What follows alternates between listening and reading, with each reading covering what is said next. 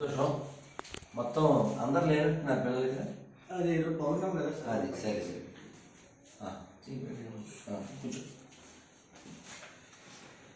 పిల్లలు మిమ్మల్ని చూస్తే మేము సంతోషపడుతున్నాం. ఎందుకంటే వచ్చే తరానికి వేదం నుంచి మీరు బాధ్యత తీసుకుని అది నెరవేరుస్తారని. మరి మీకు వేద రక్షణ పట్ల బాధ్యత ఉందా లేదా? ఉందా? లేకపోతే ఊరికే బట్టి పట్టడమేనా? కాదు కదా, భావాత్మకంగా చదువుతున్నారా? ఎందుకంటే మా పెద్ద స్వామి ప్రభుపాదుల వారు ముందు మనం ఒకసారి మంత్రం చెప్పుకుందాం. గురుర్ బ్రహ్మ గురు విష్ణు గురుదేవో మహేశ్వర సాక్షాత్ బ్రహ్మ తస్మై శ్రీ గురవే నమః. జయ శ్రీకృష్ణ చైతన్య ప్రభు నిత్యానంద అద్వైత గదాధర శ్రీవాసాది గౌరా భక్త బృంద.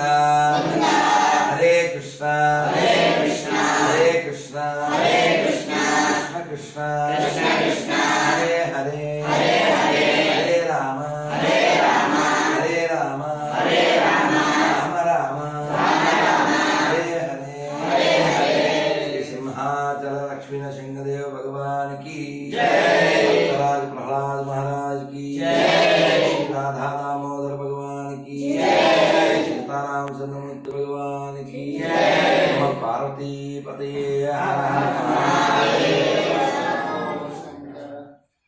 నాయన మరి వేదం అంటే అపౌరుషేయం కదా. అపౌరుషేయం అంటే ఏమిటి? వీళ్ళు కొంతమంది తెలుగు వాళ్ళు కాదు. తెలుగు హింदी कहाँ से आए? यूपी. हाँ तेलुगु जानता नहीं, हिंदी चलेगा.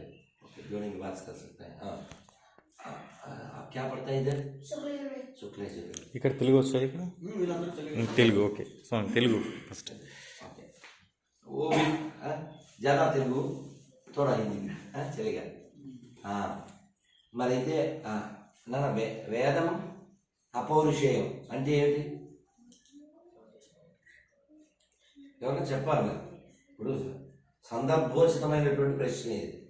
చెప్పకపోతే మన బట్టి చదువు ఏం తెలియదంటే తెలియదని చెప్పండి, మళ్ళీ శర్మగారిని అడగండి. అపౌరుషేయం అంటే ఏమిటి నాన్న? నువ్వు చెప్పచ్చు, తప్పు వచ్చినా పర్లేదు. తండ్రి చెప్పురా చెప్పురా. ఏ తప్పు వచ్చినా పర్లేదు, తొందరగా తప్పు ఇప్పో. ఇంకా ఇట్స్ ఓకే. ఇంకా అపౌరుషం అంటే బట్టి పట్టకుండా గుర్తు పెట్టుకుని చదవాలి వేదం. సరే సరే సరే సరే నువ్వు చెప్పిన దానికి నేను ప్రశ్న వేరే అడుగుతాను, అప్పుడు చూడకుండా. వేదమునకు శృతి అని పేరు ఎందుకు అంటే ఇప్పుడు అది ఆన్సర్. వేదము చెప్తే చెవు నుంచి విని దాన్ని మనం శ్రవణం ద్వారానే నేర్చుకునేది. శ్రవణం ద్వారానే. అలాగే వేల లక్షల కోట్ల సంవత్సరానికి అలా అవుతుంది. అపౌరుషేయం అంటే ఏంటి? ఎవరు చెప్తారు పిల్లలు? ఇప్పుడు సరే వీళ్ళకి అర్థమయ్యేలా వాళ్ళు చెప్తారు. నాలో నీ పేరు నాన్న? కార్తీక్ శర్మ. కార్తీక్ శర్మ. ఇప్పుడు ఏం చదువుకుంటారు కదా? కృష్ణ వీడు కృష్ణ శుక్ల. సారీ సరే నాలో కార్తీక్. ఇప్పుడు భగవద్గీత ఎవరు చెప్పారు? ఆన్సర్ ఏంటి? సమాధానం ఎవరికి చెప్పారు భగవద్గీత?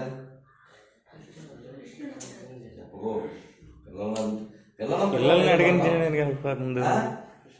కృష్ణుడు అర్జునుడు చెప్పాడు కదా. మీరు అన్నమయ్య పాటల్లో అంటే సినిమాలో అన్ని పెట్టరు కదా, కొన్ని సెలెక్టెడ్ సాంగ్స్ పెట్టారు.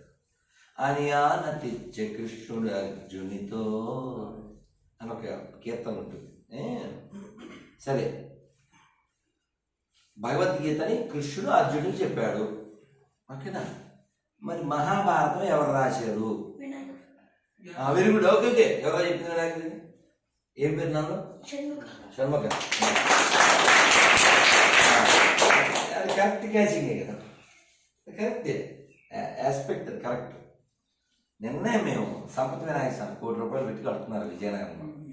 ఇక్కడ ఉండే సంపత్ వినాయక స్వామి గుళ్ళో పూజారిని తీసుకెళ్ళి పెడుతున్నారట. రేపు ప్రతిష్ట విజయనగరంలో. సో ఒకసారి అడుగు పెట్టిందంటే వెళ్ళాం. మమ్మల్ని తీసుకెళ్ళిన షణ్ముఖ శర్మ గారు సమాధానం, మేము అక్కడ డిస్కషన్ వచ్చింది.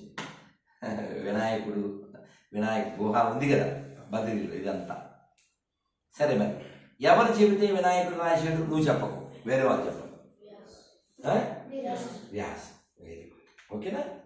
మరి మహాభారతం రాసిన వారు వినాయకుడైతే చెప్పిన వారు వ్యాసుడు వారు.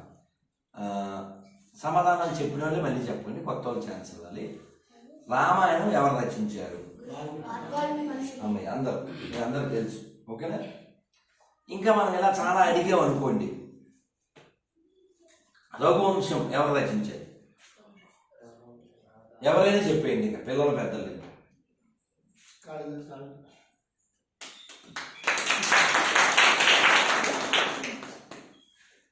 మనకు ఖాళీగా ఉండే దోషలు కనపడతారు కానీ కాళిదాస్ కనపడతారు. ఊరిగా పోలుస్తారు వీళ్ళు బుద్ధిహీనులు. షేక్స్పియర్ లాంటి వాడు అలా మళ్ళీ కోపం వస్తుంది. షేక్స్పియర్తో కాళిదాస్ పోల్చడం, ఎవరితో పోల్చగలం ఆయన్ని? అమలు వాళ్ళు కాదు. సరే, ఇప్పుడు రఘువంశ రచన వారు చేశారు, ఇంకా చాలా చేశారు. అభిజ్ఞాశాకుంతలం ఇంకా చేశారు. ఇలా కొన్ని పేర్లు చెప్తే మనం నవీన కాలానికి ఒక 50-100 ఏళ్ళ లోపు కాలంలోకి వస్తే కొన్ని ప్రముఖమైనటువంటివి. రామాయణ కల్పవృక్షం ఎవరు రచించారు? మీకు తెలియదు, పిల్లలు పెద్దలు చెప్పచ్చు. కవి సామ్రాట్ అని పిలువబడినటువంటి విశ్వనాథ సత్యనారాయణ వారి గురించి నాతో ఒక సంస్కృత, ఇప్పుడు వాడు టీచర్ అయిపోయాడు మాకు పిల్లవాడు, కానీ వారు అన్నాడట, నేను దొరకడం బాగానండి, నాలాంటి శిష్యుడు దొరకడం మా గురువుల అదృష్టం. అసలు అరుగుద్దా మనకు అడగలేదు? అలా అనాలంటే వారికి ఏం వినయం లేదని కదా అక్కడ అర్థం. వారికి ఉన్న విద్వత్తు అటువంటి. ఇలాంటి శిష్యులు నాకు దొరికారని గురువు గారు సంబరపడేలా శిష్యులు ఉండాలి. అమ్మ మీరెక్కడ దొరికారా నా పేనానికి అనుకునే టైంలో శిష్యులు అనుకో. పేనాలు తీసేసాను ఒక్క జోలు. సరే, మన కథల్లోకి వెళ్తే చాలా విషయాలు చెప్పుకోవాల్సి వస్తుంది. ఇప్పుడు ఇన్ని చెప్పాను, ఏదో పేరు చెప్పారుగా. రామాయణానికి ఒక పేరు, రామాయణ కల్పవృక్షానికి ఒక పేరు, మహాభారతానికి ఒక పేరు. మరి ఇప్పుడు వేదం ఎవరు రచించారు?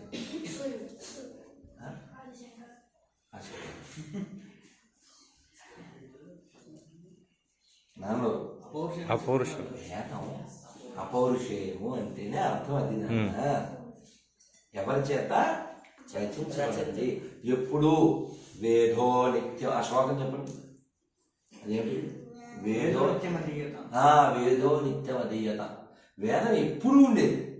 ఆత్మ ఎలా శాశ్వతం, పరమాత్మ ఎలా శాశ్వతం, వేదం కూడా శాశ్వతం. ఇప్పుడు వేదం ఎప్పుడు రాశారన్నాను అనుకో, అది కాలానికి ఇంకా పరిమితం అయిపోతుంది. వేదం అలా పరిమితమైంది కాదు. హిందీ अब हिंदी ना, हाँ बाद में आपको हिंदी में समझते हैं. सो दो भी करना से सो हाँ टॉपिक डाइवर्ट होता है. वेद शाश्वत है, वेद तो शाश्वत है, कोई नहीं लिखा. वो रामायण को करता कौन है? वाल्मीकि महर्षि. वो रामचरितमानस को तुलसीदास, रघुवंश को कालिदास.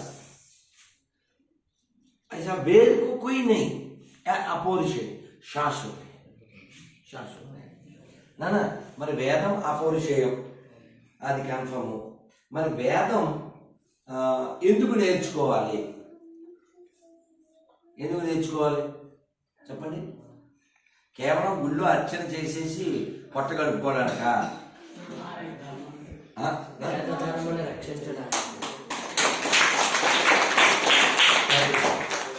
అంటే చాలా మందికి ఉండే అపోహ ఏమిటంటే ఏదో 4 మంత్రాలు నేర్చుకుని అలా నేర్చుకుని అలాగే బతికేస్తే కొంచెం కటువుగా మాట్లాడుకోవాలి. పొట్ట బట్ట ఇంకేం లేదు, కొబ్బరి మట్ట. అందుకోసం కాదు కదా మన ఇప్పుడు మీరు ఇక్కడ సినిమాలకు వెళ్తుంటారా వెనక్కి తలకాయలు ఏమవుతారు आप सिनेमा जाता है कभी कभी इधर सिनेमा को जाता है सिनेमा है हॉल को जाता है क्या सिनेमा देखा आजकल नया मूवी अखंड को देखा 2 दिमाग वाला दूसरा बार हाँ अखंड देख सकते हैं परवाह नहीं हम कल और नहीं परसों हम एक काश्मीर फाइल्स को जाता है बहुत साल का बाद मेरे सिनेमा को जाता है काश्मीर फाइल तो हमारे गुरुजी काश्मीर को गए ना आज शंकरा यात्रा किए ना कश्मीर में हिंदू लोग को हजार लोग को मार दिया लाखों हिंदू को भगा दिया सो वेद रक्षण करना से देश रक्षण भी होएगा వేదం చదవడం పొట్ట కోసం కాదు వేదం బట్ట కోసం కాదు వేదం ఉండడం వలన వైదిక ధర్మం నిలబడుతుంది. అయితే కలియుగం ప్రభావం వల్ల అవైదిక మతాలు చాలా పెరిగిపోయినాయి. అందువల్ల ఎవరు ఏదో తెలియని కన్ఫ్యూజన్లో జనం ఉన్నారు. రకరకాల విన్యాసాలు చేసేస్తూ ఉన్నారు. అందువల్ల మనము వేదం పట్ల నిష్ట కలిగి ఇష్టం కలిగి దాన్ని భావసహితంగా నేర్చుకుని ప్రజలకు ఒక ఐకానిక్గా ఉండాలి. అంటే రోల్ మోడల్గా వాళ్ళలా ఉండాలి, అలా జీవించాలి అనిపించేలా మనం ఉండాలి. అంతేగాని నువ్వు ఇలాంటి బట్టలు వేసుకుని రోడ్డు పక్కన బండి ఆపేసి ఇంకోరండి అని పానీపూరి తినేస్తే అసలు అందులో ఆడు ఏ పానీ కలిపాడో తెలియదు. వీడియోలు చూస్తున్నారా ఎప్పుడైనా? వాడు బాత్రూమ్కి వెళ్ళి చెంబుతో వాడి పానీ అందులో పోసాడు. వాడు అసలు స్నానం చేస్తాడో లేదో తెలియదు, వాడు అసలు ఎవడో తెలియదు. వాడి పానీని నువ్వు పూరీలు వేసి తాగేసాక ఇంక నీ నోట్లోంచి వేదం ఏమొస్తుందిరా? అందుకని పెద్దలు చెప్పారు, ఎప్పుడు పడితే అప్పుడు, ఎక్కడ పడితే అక్కడ, ఏది పడితే అది, ఎలా పడితే అలా, ఎందుకు పడితే అందుకు తినకో, కనకో, వినకో, అనకో. ఏం చెప్పాను? 5 పాయింట్లు చెప్పాను, 4 విభాజనం చేసి. మళ్ళీ నెమ్మదిగా చెప్పాను. ఎప్పుడు ఎలా ఎక్కడ తినకో, వినకో, కనకో. మళ్ళీ చెప్తాను. పర్లేదు, మీరు 3 చెప్పారు. ఎప్పుడు పడితే అప్పుడు, ఎక్కడ పడితే అక్కడ, ఏది పడితే అది, ఎలా పడితే అలా, ఎందుకు పడితే అందుకు, అనకు, తినకు, కనకు, వినకు. 4 into 5 20 పాయింట్స్. అయినా ఇందులో 5 పాయింట్లు చెప్పుకుని ఇంక నేను బయలుదేరుతాను. పిల్లలు ప్లీజ్, నిన్న మేము విజయనగరం వెళ్ళాము. వెళ్ళేటప్పుడు దారిలో మరి అందరూ నాలాగే ఉండాలంటే కష్టం కదా. వీళ్ళకి ఆకలి ఇస్తుంది కదా, లోపలికి ఆకలి ఇస్తుంది కదా, ఏదో ఆకలి పడేయాలి కదా. ఏదో హోటల్ కనపడింది వెళ్ళేటప్పుడు. వీళ్ళు ఏవో ఇడ్లీలో ఏవో తిన్నారో, కాఫీలు తాగేదేమో నాకు తెలియదు. అయింది. స్వామిజీ మీరు అన్నారు. నా ఏర్పాట్లు నాకున్నాయి సంచిలో, ఏవో పండ్లు ఏవో తెచ్చుకున్నాను. మరి ఇవాళ కూడా ఏవో పండ్లు తెచ్చుకున్నాను. మరి బండి నడవాలి కదా. ఎక్కడిపడితే అక్కడ ఆగి భోజనం అలా తినేలేం కదా. తినం. ఎందుకు తినకూడదు? ధర్మాన్ని పరిరక్షిస్తారు. ఎందుకో చెప్తా. 3వ అధ్యాయంలో భగవద్గీతలో స్వామి చెప్తారు, యజ్ఞశిష్టాశిన సంతో ముచ్చంతే సవకి విషయం తే తే తే తే త్వగం పాప ఏ పచంతే ఆత్మ కారణం. అంటే యజ్ఞమును అర్పింపబడని ఆహారం ఎవరైతే స్వీకరిస్తారో వారు స్వీకరించేది అన్నము కాదు, పాపమే. ఇక్కడ రోజు యజ్ఞం జరుగుతుందిగా, నిత్యాగ్నిహోత్రం ఉంది కదా. మనం భగవదర్పితమైనది మాత్రమే స్వీకరించాలి. ఏదో ఒకటి తినేస్తే ఏమవుతుంది? ఆ బుద్ధులు ఉంటాయి కదా, ఆ వండిన వాడి బుద్ధులు, అవి మనలో ప్రవేశిస్తాయి. ఇది ఒక జరిగిన సంగతి చెప్తాను, పిల్లలు కదా మీకు అర్థమయ్యేది. అతను ఇంటింటికి భిక్ష ఎత్తుకుంటూ వెళ్ళేవాడు. ఒకరింటికి వెళ్ళాడు. ఆ తల్లి చాలా మంచివాడు. నాయన భోజనం చేయాలి. భోజనం చేశాక చెయ్యి కడుక్కోవడానికి ఒక బంగారు చెంబు ఇచ్చింది. ఇతను బయటికి వెళ్ళి చెంబు కడుక్కోండి. ఇంకా పరాలే, ఇంక వెనక్కి రాలే.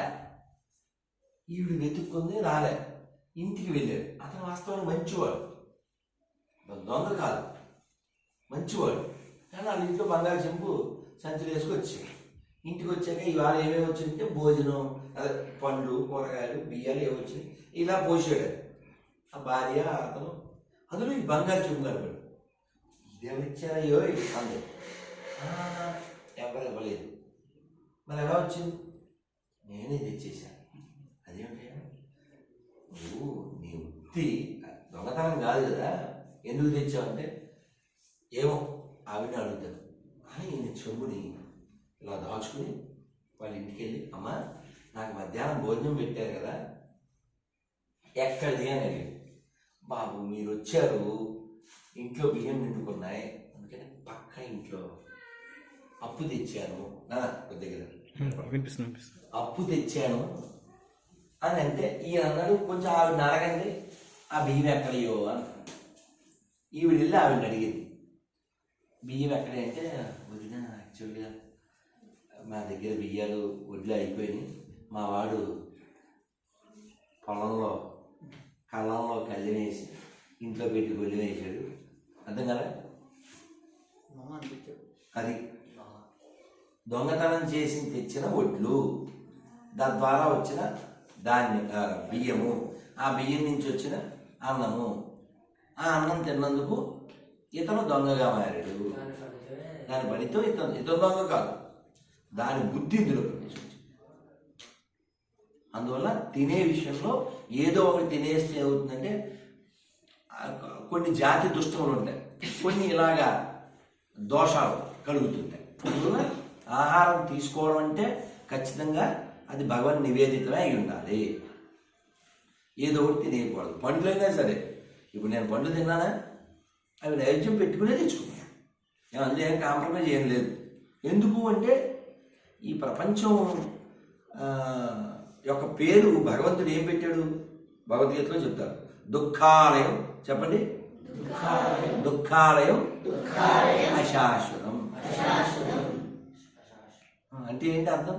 इसका अर्थ क्या है भाव? ये दुनिया को भगवान ने एक नाम दिया, दुखालयम अशाश्वतम. इसका भाव क्या है? सारे जगत, सारे दुनिया पूरा दुख है, ये दुख देता है. हैप्पी मिलेगा यहाँ नहीं, बीपी मिलेगा. वो एपी हो यूपी हो, बीपी मिलेगा. दुख, बहुत बड़ा दुख क्या है? పెద్ద దుఃఖం ఏంటి? చావు. పెద్ద దుఃఖం చాలా కష్టమైనది. ఇది కాకుండా మధ్యలో వచ్చేటువంటి ముసలితనం, రోగం. అందుకే ఈ నాలుగింటి నుంచి మనం తప్పించుకోవాలి. తప్పించుకోవాలంటే ఏం చేయాలి? వేదం ఏం చెప్పిందో, శాస్త్రం ఏం చెప్పిందో, పురాణం ఏం చెప్పిందో, ఉపనిషత్తు ఏం చెప్పిందో అది ఆచరణాత్మకంగా మనం ఉండాలి. లేదంటే ఇందా చెప్పుకున్నాగా, పొట్ట బట్ట మిగిలేదు కొబ్బరి మాట, కొంచెం కటువుగా మాట్లాడి. అందుకని చాలామంది మన పెద్దలు, గురువులు బాధపడేది ఏంటంటే, మీరు ఏదో నేర్చేసుకుని వెళ్ళిపోయి మామూలుగా అలా ఏదో గుంపులో గోవిందలా జీవించేయకండి. ఒక స్టాండర్డ్స్తో జీవించండి, ఓ మంచి బిహేవియర్తో జీవించండి, అర్థసహితంగా జీవించండి. మీరేం చెబుతున్నారో అది చెయ్యండి, ఏది చేస్తున్నారో అదే చెప్పండి. అప్పనే ఆచార్య భక్తికల్లో ప్రచారం చెప్పారు. నువ్వు ఏదైతే చేస్తున్నావో అది చెప్పు, నువ్వు ఏదైతే చెబుతున్నావో అది చెయ్యి. అప్పుడు మనం ఇంత విద్య నేర్చుకున్న దానికి మన పూర్వీకుల పట్ల కృతజ్ఞత చూపించిన వాళ్ళం. లేదనుకో ఏదో ఒకటి తినేసి, ఏదో ఒకటి చూసేసి, లేకపోతే మళ్ళీ కొన్ని అలవాట్లు చేసుకుని ఇలాంటివి ఇంకేం గౌరవం ఉంటుంది జనాలకి? అందుకే చెప్పాను. అవన్నీ పోల్చాలని బాధపడిపోయి చూసేసి అట్లయిపోయి అదవుతుందా? वेदम टॉप मोस्ट, वेद वेद बहुत बड़ा है, सबसे ऊपर है ना, हाँ? सबसे ऊपर है वेद। वेद विद्यार्थी और वेद पंडित मतलब क्या? पंडित मतलब क्या है? पंडित అంటే ఏంటి? पंडित చెప్పనా? ఒక మొక్క చెప్పండి వెళ్ళిపోతా. पंडित का मतलब क्या है? पंडित का अर्थ क्या है? पंडित అంటే అర్థం ఏంటి పిల్లలు? మీకు శ్లోకం వస్తే శ్లోకం చెప్పి మరి చెప్పండి, సంతోషపడతాను.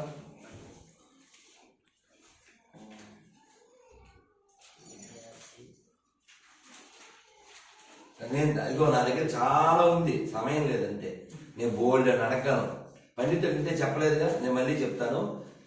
విద్యార్థి లక్షణాలు ఏమిటి చెప్పండి, శ్లోక సహితంగా చెప్పేవాళ్ళు ఉన్నారా? ఏతద్ విద్యార్థి పంచలక్షణం అన్నారు. 5 లక్షణాలు అంటే వాడు విద్యార్థి. ఇంకా బట్టి పట్టే చదువు చదివితే ఇటక బట్టీలో పనిచేయాలి అంతే. అలా కాదు, अर्थ भाव का सहित विद्यार्थी का मतलब क्या है? विद्यार्थी का अर्थ क्या है? గట్టి చెప్పండి. అది ఏదో సమయం లేదు మిత్రమా. రణమా సమరమా? ఎవరైనా చెప్పండి. విద్యార్థి లక్షణాలు పండితుడు అంటే ఎవరు? ఈ 2 చెప్పేయండి, మేము వెళ్ళిపోతాం. సాయంత్రం కార్యక్రమం ఉన్నాయి. చెప్పండి. ఒక పాయింట్ నేను చెప్పనా? విద్యా వినయ సంపన్నే బ్రాహ్మణే కవిహస్తిని శైవ స్వపాకే చ పండితా సమదర్శనః. ఇది భగవద్గీతలోది 5వ అధ్యాయంలో 18వ శ్లోకం. ఓకేనా? ఇలాంటిది ఇంకోటి కూడా ఉంది. మాతృవత్పరధారేషు ద్రవ్యాని లోష్టవ ఆత్మవత్ సర్వభూతాని పండిత సపండితః. పండితుడు అంటే ఈ అర్థం ఉండాలి, ఈ స్థితి ఉండాలి. అంటే అందరినీ తనతో సమానంగా భావించేటువంటి వాడు, ఇతరుల ధనాన్ని మట్టిలా భావించేటువంటి వాడు, ఇతరుల భార్యని తల్లిలా భావించేటువంటి వాడు, కుక్కని కుక్క మాంసం తినే చండాలుని, ఆవుని, ఏనుగుని, బ్రాహ్మణుని సమదృష్టితో వీక్షించేటువంటి వాడు. ఈ స్థితి కలిగిన వాడు పండితుడు. అంటే స్కాలర్షిప్ తీసుకున్న ప్రతివాడు స్కాలర్ కాదు కదా. ఇది పండితుడు. మరి విద్యార్థి లక్షణాలు ఏంటి?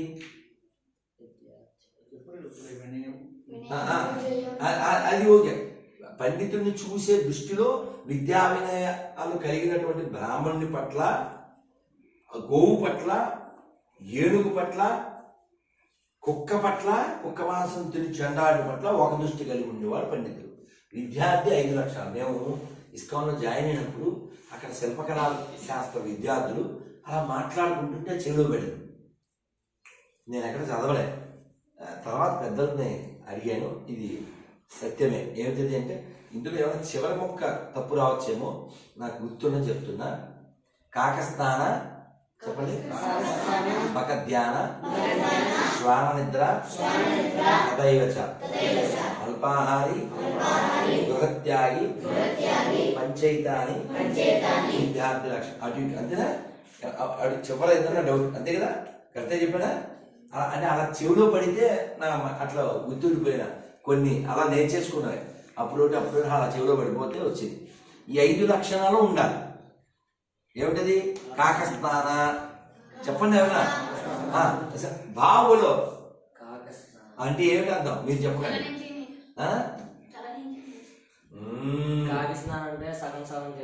అని కాదురా నాన్న, మేక్ ఇట్ ఫాస్ట్ అండ్ తొందరగా. అంతేగాని ఇప్పుడు నువ్వు బాత్లో కూర్చుని ఇలాగా అందంగా లేదా అసలేం బాలేదని పాటలు పాడుకుంటూ ఈ రుద్దుకుంటూ ఇలాంటివి ఏం చేయకూడదు. చక చక కాకస్థాన, బకధ్యాన. బకం అంటే ఏయ్ రాళ్ళు వేసేస్తున్నారా మీరు? రాళ్ళు వేయకండి, అది మామూలు రాళ్ళు కాదు, బండరాళ్ళు అయిపోతాయి మాకు. బకము అంటే కొంగ, కొంగలాగా ధ్యానం చేయాలి. కొంగ ఆశ్చర్యపడుతున్నావు కదా నువ్వు? కొంగ ఒంటికాలనే చేస్తుంది కదా, అది చాలా పెద్ద లక్ష్యం కలిగి ఉంటుంది. ఒక మంచి చేప వచ్చే వరకు అది ధ్యానం చేస్తున్నట్టుగా ఉంటుంది. చుట్టూ చిన్న చిన్న చేపలు ఎన్ని తిరిగినా అది పట్టించుకోదు, ఆ ఒక లక్ష్యంతోనే పనిచేస్తుంది. అలా మన లక్ష్యం ఏమిటి? వేదం యొక్క ప్రాభవం వచ్చేతనం దాకా వెళ్ళాలి. అంటే మనకు రావాలిగా, అవును కదా నాన్న?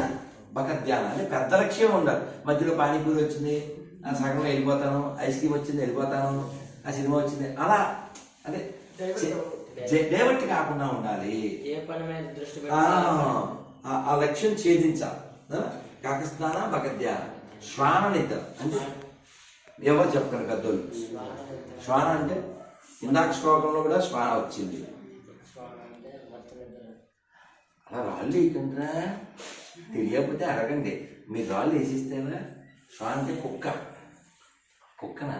కుక్కలా నిద్రపోవాలి. కుక్క నిద్ర, కుక్క అలా నిద్రపోదు, గొరక పెట్టి చాలా గాఢ నిద్ర కుక్క పోదు. అదేనా? నేను ప్రత్యక్షంగా నేను చూశాను. ఎందుకంటే చెన్నైలో ఒక ఇంట్లో ఉన్న చాలా ఏళ్ళ క్రితం భోజనం అయిన తర్వాత ఆ విస్తరి పాడేశాను. అది గోడ అవతల. విస్తరిలో ఏముంటుందండి, మనం అసలు ప్రసాదం పాడేయకూడదు కాబట్టి ఖాళీ చేసాం. ఉంటే తింటూ ఏ మిరపకాయ ఉండొచ్చు, ఆ బరువే ఉండదుగా, అదేదో వంట పెట్టి అలా వేశాను. అందులో రాళ్ళు ఏం లేవు, సున్నుండలో కొబ్బరంలో ఏం లేవు, ఉత్తది వేశాను. కుక్క పడుకుని ఉంది, అది పక్కన పడింది, దాని మీద వేయలే, పక్కనే ఏదో జరిగిపోయింది, పెద్ద అడావిడి. అది చిన్న శబ్దానికి దాని నిద్ర డిస్టర్బ్ అయిపోయింది. అంటే ఏంటి? కుక్క అలర్ట్గా ఉంటుంది కాబట్టి విద్యార్థి కూడా అలర్ట్గా ఉంటారు. అంతేగాని రే ఓ అరగంట తర్వాత గంట తర్వాత ఏమన్నా గురువుగారు అనకూడదు, అలర్ట్గా ఉండాలి. శ్వాన నిద్ర తదైవచ. బాగా చెప్పండి, మంచి పాయింట్ కదా, నాకు చెప్పట్లు కొట్టాలి కదా.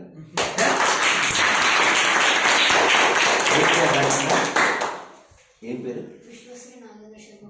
బాగా తండ్రి. వాడు ఎంత చక్కగా శ్వాన నిద్ర, వాడికి భలే పట్టింది కదా, బాగుంది కదా. అదే దాని అలర్ట్నెస్కి కుక్కనే శ్వాన నిద్ర. అల్పాహారి విద్యార్థి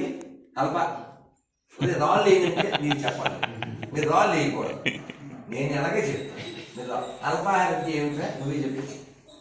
తినడం అనేది మాకు తెలుసు, కానీ అల్పాహారం ఏమిటి? అది అల్పాహారం కాదు, పొద్దున్న తినే భోజనం. పొద్దున్న తినే భోజనం టైం టేబుల్ అల్పాహారం రాసాము, బట్టి స్వల్పంగా తిండి అంటే నాన్న మనం ఎవరో చెప్పారు త్వరగా కాదు నాన్న చెప్పారు. Very good. ఏం పేరు కన్నా బంగారు. అంటే అల్పంగా తింటే అది అల్పాహారం, ఘనంగా తింటే ఘనాహారం. అంటే పీకల దాకా తినేస్తే ఏమొస్తుంది? నిద్ర వస్తుంది. అందుకని అంత తినేయకూడదంట. అది దీనికి ఒక ప్రమాణం చెప్పారు. మరి మీరు నేను ఎప్పుడో 22 ఏళ్ళు దాటిపోయింది ఇది విని, ఆ ప్రమాణం మరి మీరు కరెక్ట్ కాదో చెప్పాలి. ఎవడి అరికాలు వాడి కడుపులో పెడితే ఎంత ఖాళీ ఉంటుందో అంత ఖాళీ ఉండాలట. మన అరికాలే కడుపులో పెట్టామనుకో, ఎంత ఖాళీ ఉంటుందో అంత ఖాళీ ఉండాలట. అంటే ఉంది కదా అని చెప్పి అక్కడ ఉన్న అన్ని వెరైటీలు పొట్టలో వేసేయకూడదు. వేదం చెప్పిన ప్రమాణం ఏంటంటే, ఒక మనిషి 5 తులాల ఆహారం తిన్నారు ఒక రోజు. రోజు పూట కాదు, ఆహారం తీసుకున్నాడు అంటే 5 తులాలు. 5 తులాలు అంటే ఆల్మోస్ట్ 60 గ్రామ్స్ ఉంటుంది. 60 గ్రాములు. Note this point. అదైనా ఇప్పుడు 600 గ్రాములు ఇవ్వలేదు. 11.6 గ్రామ్స్ ఒక తులం. ఆ లెక్కన వేసుకుంటే 55 గ్రామ్స్ అంతే. 60 లోపు అండి. ఇది పూటకి బొమ్మకమ్మకు సన్నాయి తెలుసు. అయితే నాన్న నాకు మొన్న ఒక స్వామీజీ నిన్న కూడా కలిశారు. వాళ్ళు 75 ఇయర్స్ హైదరాబాద్లో ఉంటారు. ఆయన మంచి మాట చెప్పారు లాస్ట్ మంత్ ఎప్పుడు ఎక్కడికో వెళ్తే, చాలా చక్కగా నాకు అది హత్తుకుంది. ఏంటంటే, if you feel hunger you lives long. నువ్వు ఆకలిని ఫీల్ అవుతూ ఉన్నావు అనుకో, నువ్వు చాలా కాలం భూమి మీద ఉంటావు. పేకల దాకా తినేసి ఇంకో రెండే గులాబ్ జామున్, ఇంకో రెండే త్వరగా నువ్వు ఎండే. అదేనా ఎప్పుడు అల్పాహారి. దీనికి మంచి ఎక్స్ప్లెనేషన్ ఇచ్చారు అప్పుడు మా చిన్నప్పుడే. ఏంటి అల్పాహారి అంటే, నువ్వు ఎప్పుడైనా అలా ఖాళీ పెట్టడం అలవాటు అయితే ఏమవుతుందంటే, నువ్వు వచ్చేసరికి ఇక్కడ నీ మెస్ మిస్ అయిపోయింది అనుకుందాం, నీకు ఆల్రెడీ అలవాటు ఉందిగా ఖాళీ పెట్టడం, అందుకని నీ దాన్ని పడుకుంటావు. నువ్వు గోడ పెట్టు, మేము పెట్టక్కర్లేదా, మీకు బాధ్యత, నో రౌడీజం, నో దాదాయి. ఒక్కొక్కరికి ఒక ఆహార నియమం పెట్టారు. విద్యార్థి ఇలా తినాలి, సన్యాసులు కూడా పాఠ్యం ఒక ముద్ద, విధికి చాంద్రాయణం, అలాగా మళ్ళీ అలాగా తగ్గినప్పుడల్లా చాంద్రాయణం అవుతాం. అది ఇప్పుడు బోల్డ్ ఉన్నాయి నియమాలు. విద్యార్థి విషయంలో మాత్రం ఇది కొంచెం ఖాళీ ఉంచితే ఏమవుతుందంటే, వాడు యాక్టివ్గా ఉంటాడు ఒకటి. రెండోది, ఎప్పుడైనా మిస్ అయిపోయింది అప్పుడు హట్ అయిపోడు. హట్ అయితే మనసు పెట్టలేం కదా. అదేందా మీరు తినేశారు అని ఆ ప్రవృత్తి ఉందనుకో, మనసు అంతా నేను తినలేదు అనే భావన ఉంటుంది తప్ప ఆ చెప్పింది ఏది ఎక్కదు. బ్రహ్మదేవుడు వచ్చి చెప్పిన 4.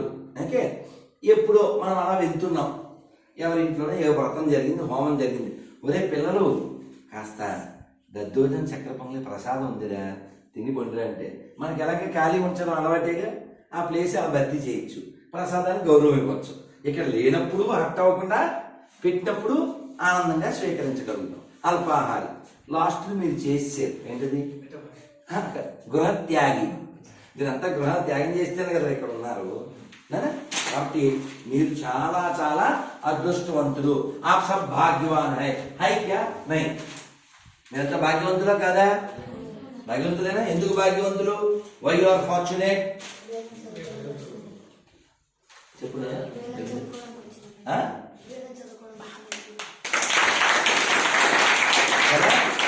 ఎంతమందికి వస్తుంది? నా క్లాస్మేట్, నా ఫ్రెండ్ పుట్టరమై,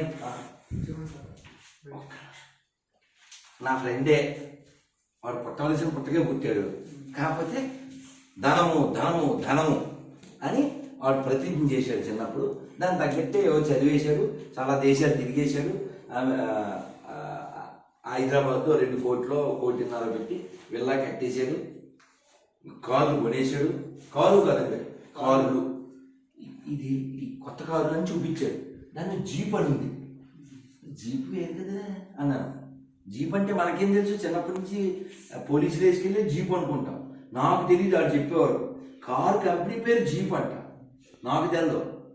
ఎంత ఉంటుంది అన్నాడు. నాకేం తెలుస్తుంది, 5 ఉంటుందా 10 ఉంటుందా అన్నాడు.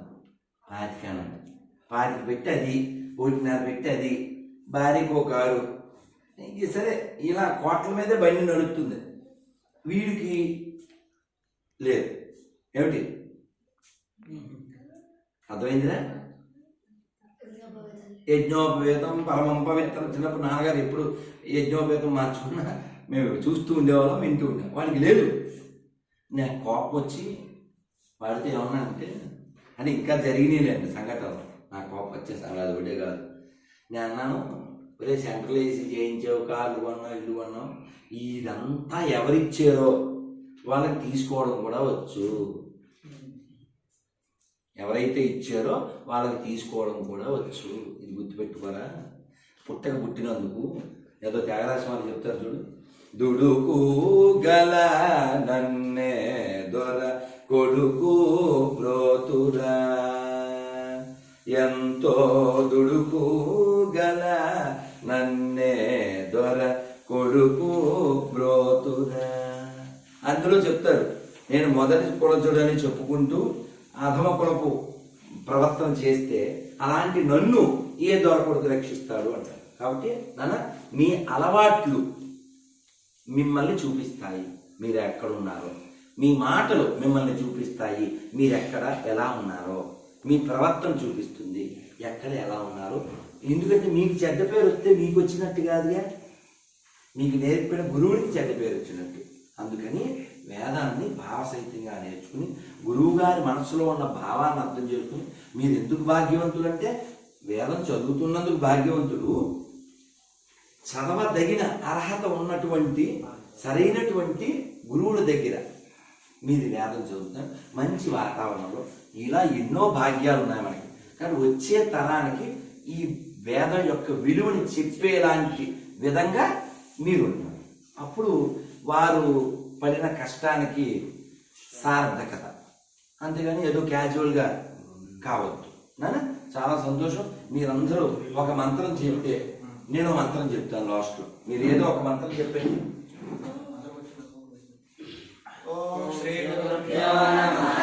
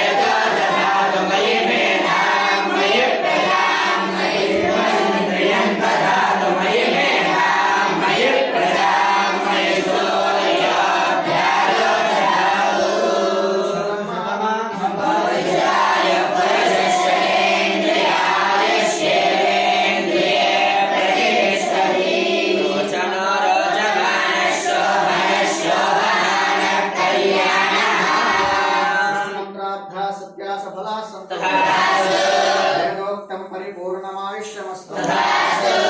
సర్వత్ర ధర్మ కార్యాచరణ యోగ్యత ఫలసిద్ధిరస్తు. శరీర ఆరోగ్యాభివృద్ధిరస్తు. ధర్మస్య అధర్మస్య ప్రాణిషు విశ్వస్య సంస్కృతస్య వేదానాం లోకాః సమస్తాః సర్వే జనాః వేదో రక్షతి రక్షితః భావో రక్షతి రక్షితః. ఎంత బాగుందన్న, ఎంత హృదయానందంగా ఉంది. కాబట్టి ఈ ఆనందం మీరు పొందుతూ అందరికి అందజేయాలి. మీరు వేద భాషలో సంస్కృత భాషలో ఎలా చెప్పారు కదా, నేను ఒకటి చెప్తాను. జనసామాన్యంతో ఎక్కువ మమేకం అవుతూ ఉంటాను. కాబట్టి మనం ఎప్పుడైనా సరే మీరు ఇది పూర్తి చేసి వెళ్ళిన తర్వాత సామాన్య రెండు పిల్లలు సామాన్య తీసుకుందాం. సామాన్య జనంతో మాట్లాడేటప్పుడు ఈ సంస్కృతము లేదంటే మన యొక్క భాష ఏదైతే మనం మాట్లాడుకునే నిత్యకృత్య భాష ఉంటుందో అలా మాట్లాడకుండా జనసామాన్య భాషలో చెప్పాలి. రాముని తోక ఉందా ఎవరుండిట్లనే అంటే ఏంటి? రామునితో కపివరుండిట్లనియన్. రామునితో కపివరుండిట్లనియన్. ఇంత గ్రాంధిక భాష అంటాం. ఇంత గ్రాంధిక భాష మామూలు వాడు చెప్పేవాడు ఎలా నాకేమర్థం కాదు అంటాడు. వాడు దూరం అయిపోతారంటే అది సామాన్య భాషలో. అందుకే నేను ఎప్పుడైనా నా ప్రవచనం అయిన తర్వాత ఆఖరిలో చెప్పిస్తూ ఉంటాను. మీకు కూడా నచ్చుద్ది, సరదాగా చెప్పండి. నారాయణ నారాయణ నారాయణ నారాయణ అనుకోరాదా? నాలికే చేదా ఓపికే లేదా? ఒంటికే బరువా? కృష్ణ అంటే కష్టము లేదు, అచ్యుత అంటే ఆపద కాదు, రామ అంటే రోగము లేదు, నారాయణ అంటే నరకము రాదు, గోవింద అంటే గొడవే లేదు, గోవిందంటే గొడవే లేదు, గోవింద అంటే గొడవే లేదు, గోవింద గోవింద వెంకటరమణ గోవింద గోవింద గోవింద వెంకటరమణ గోవింద.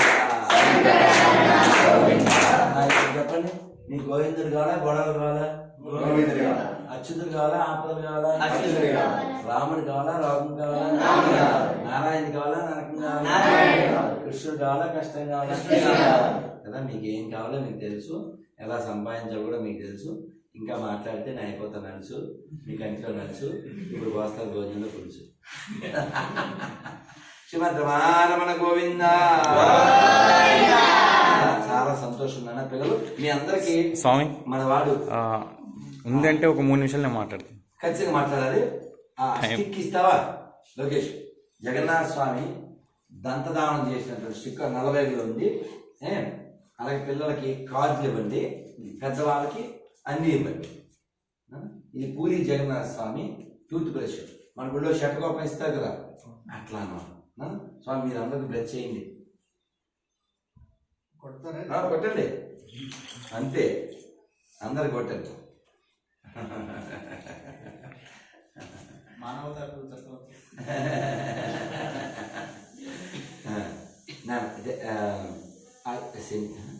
చూడు సైడ్లో ఉంటుంది. అలాగే కాదు, అది బంద్ చేయి, నువ్వు మాట్లాడలేదు.